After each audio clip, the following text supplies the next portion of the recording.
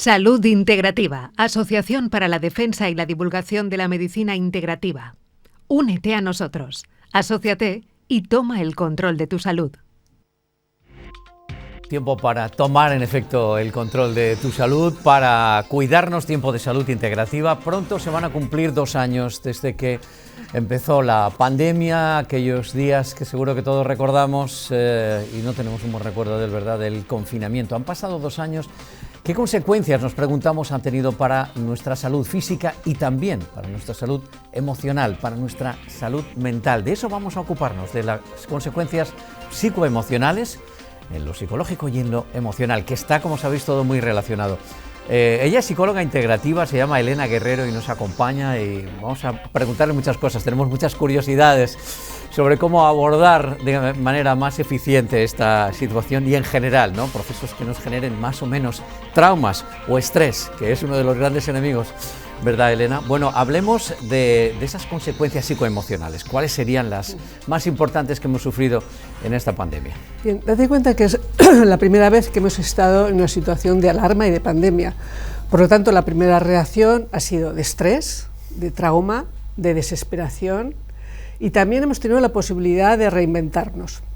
¿De qué depende que lo hayamos tomado de una manera o de otra? Pues depende de varias razones. Una, primero, de la formación del carácter de cada cual, es decir, de la estabilidad y de la seguridad de cada persona, pero también depende del colchón económico que hemos tenido, porque esta ha sido una crisis económica también. También depende de la solidez a nivel psíquico, a nivel emocional y a nivel relacional. Por ejemplo, los autónomos han vivido esta situación como un verdadero fiasco, porque han tenido que cerrar sus empresas o han tenido los ingresos menos del 50%. Los adolescentes lo han vivido como un robo de su tiempo. Ya no pueden salir, no pueden divertirse, con lo cual con una cierta angustia, con mucha angustia en algunos casos. Los jóvenes como un robo de la vida, es decir, no tengo futuro, es decir, ¿qué voy a hacer con mi formación? No hay posibilidades. Los adultos con mucho miedo, con mucha angustia, con mucha desesperación y sobre todo las personas mayores que se han encontrado además solas, lo han vivido con una gran angustia y con pánico, es decir, con una alta desesperación. En definitiva, lo hemos vivido con ira, con rabia, con intransigencia, con resignación, con mucho miedo a la enfermedad, con mucho miedo a la muerte, con mucho miedo al sufrimiento que suponía esta enfermedad.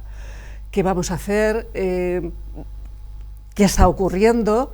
Es decir, parece que estamos viviendo en una película de ciencia ficción. Ha sido algunos de los comentarios en esta situación de incertidumbre. Esto nos ha generado, desde luego, todas esas emociones. Nos dicen los expertos que no las clasifiquemos exactamente en positivas y en negativas, ¿no? Porque las que en principio no son buenas o no nos generan bienestar, también nos pueden servir en un momento determinado si sabemos utilizarlas o gestionarlas, ¿no? Ahí está el trabajo de la psicología, ¿no? Hemos sufrido una situación continuada de estrés, y muchas personas lo siguen sufriendo. ¿Qué nos pasa en el cuerpo, en las emociones? Porque está todo tan conectado, ¿verdad? Cuando tenemos esta situación continuada de estrés. Pues verás, hay una situación de estrés que es positiva, que es lo que llamamos euestrés. Y una situación muy negativa, que es cuando el estrés es continuado. Nosotros, en una situación de estrés, lo que hacemos es que nuestro cuerpo segrega una hormona que se llama cortisol, que depende del sistema nervioso simpático, que es una hormona que nos ayuda a sobrevivir y a defendernos ante una situación. Es la hormona que nos despierta durante la mañana, nos despertamos con ganas de ir a trabajar, y que nos ayuda a resolver problemas, a mantener unas buenas relaciones, siempre que su producción sea temporal. Esta hormona aparece durante la mañana, es decir, más o menos antes de salir el sol, y poco a poco, a medida que el día va transcurriendo, va bajando, sobre 2, 3, 4 de la tarde, y se produce al tiempo otra hormona, que se llama melatonina, que pertenece al sistema nervioso parasimpático, que tiene un efecto contrario al cortisol, que es la hormona que nos relaja, que nos tranquiliza y que nos permite dormir. Entonces, estas dos hormonas se combinan, tienen un baile entre las dos, cortisol por la mañana, melatonina por la noche. En una situación normal, esto es lo que ocurre. Pero en una situación de estrés continuado, lo que ocurre es que el cortisol no para de producirse porque la situación de alarma es constante. De hecho, se sigue produciendo, la melatonina, aunque se produzca, no puede cumplir su función. Entonces, ¿qué ocurre? Nos vamos a dormir y no dormimos. Es decir, o dormimos rápidamente y nos despertamos cada hora, o nos despertamos a las 4 de la mañana y ya es imposible. Y cuando nos levantamos, ¿cómo estamos? Agotados. No vamos cara al aire. Entonces, se tienen que combinar estas dos hormonas, porque si no el resultado es agotamiento por la mañana, insomnio por la noche. Hablemos también de las reacciones, claro, también cada cual pues ha reaccionado en función también de sus herramientas personales y de su situación personal, ¿verdad? Pero yo creo que ha habido muchas personas que han quedado como bloqueadas, otras personas se han mostrado desconfiadas también, ¿no?, ante los mensajes que nos llegaban de los medios de comunicación. Bueno, en general las reacciones han sido variopintas, ¿verdad? Claro, habitualmente tenemos como 4 reacciones ante una situación de alarma o una situación de estrés. La primera es la lucha o la huida. Son dos, pero bueno, las ponemos juntas, lucha y huida. ¿Qué hemos hecho en esta situación de alarma, donde en realidad lo primero que ha aparecido ha sido el miedo? ¿Pero miedo a qué? Miedo a un enemigo que no veíamos y además que no conocíamos. ¿Qué nos decían? Vete a casa y enciérrate. Y entonces hemos corrido a casa, pero antes de ir a casa hemos corrido a otro lugar, que ha sido el supermercado. ¿Para qué? Para llenar de víveres la nevera, la despensa y tener una cierta solidez. ¿Por qué? Porque no sabíamos cuánto tiempo iba a durar este confinamiento. ¿2 días? ¿2 meses? ¿2 años? Como ha ocurrido en la realidad, porque en marzo se cumplen 2 años que estamos confinados, ¿no? Y entonces, en esta situación de alarma, nos hemos puesto todos los víveres en casa y además, como hemos roto un poco la rutina, hemos creado otras rutinas. ¿Qué pasó? Aparte de la alimentación, empezamos a hacer ejercicio. Empezamos a conectar con las personas cercanas o queridas a través de videoconferencias, porque necesitábamos el contacto y necesitábamos mantenernos sólidos y saludables a nivel físico y a nivel emocional y sobre todo a nivel relacional. Otro tipo de reacción ha sido la huida, que es me voy a casa, me encierro, y esta situación ha creado en algunas personas una cierta desconfianza, que es, esto es mentira, porque yo no veo al enemigo por ningún sitio, me están engañando, los estados nos quieren manipular. Entonces, claro, hay mucha desconfianza, incluso desconfianza de las personas cercanas. No, tú aléjate porque a lo mejor tú eres transmisor o transmisora del virus, o no, en la distancia. Otra situación ha sido la más dura, que es cuando nos bloqueamos. Nos vamos a casa, nos encerramos y nos bloqueamos. ¿Por qué? Porque esta situación nos supera, no sabemos qué ocurre. Entonces nos bloqueamos a nivel físico, pero también a nivel psíquico, y creamos, cuando nos bloqueamos, una disociación, lo que en psicología llamamos disociación. Por una parte va lo que pienso y por otra parte lo que siento. Esta reacción se produce muchas veces en situaciones muy dramáticas, en situaciones de accidentes de tráfico o de agresiones sexuales. Puedo hablar de la situación, pero no siento nada. O por otra parte, ni recuerdo lo que ha ocurrido. Tengo una amnesia total. La cuarta reacción es la que a mí más me gusta, porque nos ha despertado la sensibilidad social, el contacto con las personas, la necesidad de contactar. De hecho, el Colegio de Psicólogos, una de las primeras cosas que hizo fue poner un teléfono de atención al público. ¿Para qué? Para apoyar, para coordinar, para desangustiar, para disminuir el miedo, es decir, para corregular de alguna manera. Entonces, en esta situación en la que nos dimos cuenta que era tan necesario el contacto social, es decir, que nosotros vivimos en contacto, comenzó a producirse una hormona que se llama oxitocina. La oxitocina pertenece al sistema nervioso parasimpático y nos ayuda a relajarnos, a tranquilizarnos, a querer conectar con el otro, a querer ayudar al otro. De hecho, aparecieron muchas iniciativas individuales, había fincas en que los vecinos ponían, si necesitáis ayuda, contactar conmigo, este es mi número de teléfono. Yo creo que es una de las más importantes reacciones. ¿Por qué?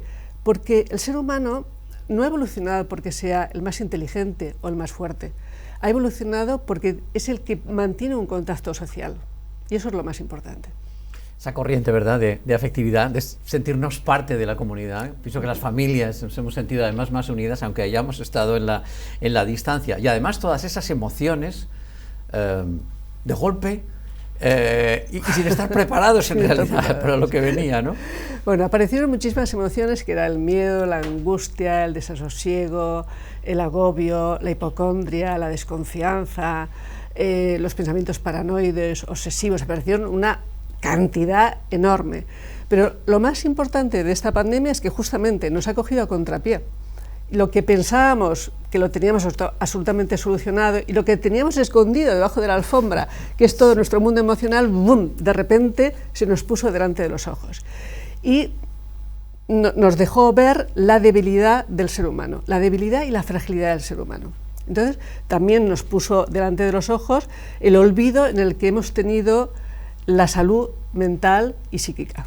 Has hablado de algunos colectivos que han sido especialmente afectados, jóvenes, además las cifras de suicidio en jóvenes han sido tremendas este pasado año 2021, las personas mayores han perdido libertad, la autonomía que tenían, los afectos, y a nivel de trabajo, claro, las personas que dependían son autónomos, que no tenían una empresa de respaldo detrás, lo han pasado peor, hay colectivos que les ha hecho especial daño, ¿verdad? Sí, yo creo que especialmente quien ha sufrido más en esta pandemia han sido primero las personas que han padecido la enfermedad, sobre todo en la primera ola.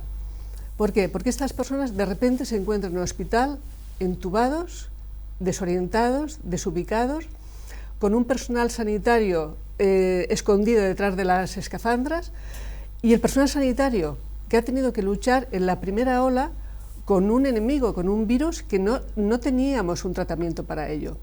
Y además han tenido que contener la emoción de las personas que estaban ingresadas, más las suyas propias. Luego también, como hemos dicho antes, los jóvenes, los adolescentes, los autónomos, pero sobre todo las personas mayores. Las personas mayores han estado desubicadas y sobre todo las personas que han vivido solas.